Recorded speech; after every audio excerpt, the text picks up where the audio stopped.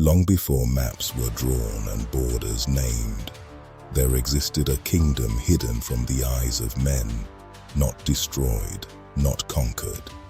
Hidden, Ikandara was a hunter, a man of silence and shadows. On this night, he followed a trail that should not have existed. "You're close," he whispered to the shadows, and tired. Something was wrong, not with the prey, but with the world itself. The forest had stopped breathing. He found himself in a place the village elders only spoke of in riddles, a place of buried giants and old gods. The stone was as black as deep water, and on its skin, the language of a time before history was shifting. "What are you?" he started to ask, but the mark on his wrist gave the answer. The blood recognized the stone. The earth groaned like a waking beast, and where the stone had been, a path opened into the dark. "I'm going to regret this," he muttered. But the hunter in him could not turn back from the scent of mystery. He reached the end, the gate of Aruvia.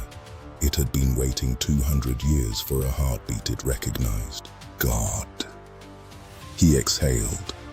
Before him lay a world of gold and light, hidden beneath the weight of the mountains, the lost crown of the world.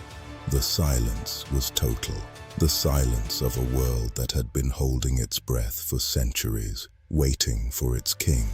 He found the heart of the kingdom, the empty throne, and in the shadows behind it, something moved. "Lower the knife," she said. Her voice was like water on stone.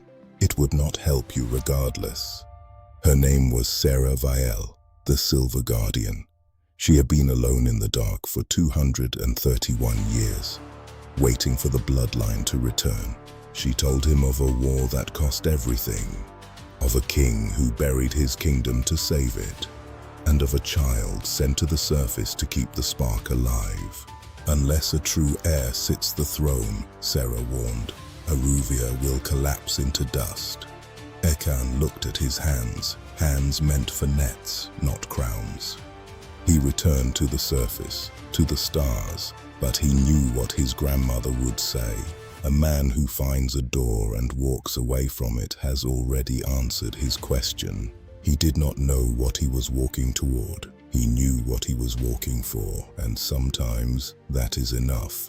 The night was not over. The heartbeat of Aruvia had finally begun to pulse again. The lost king had made his choice.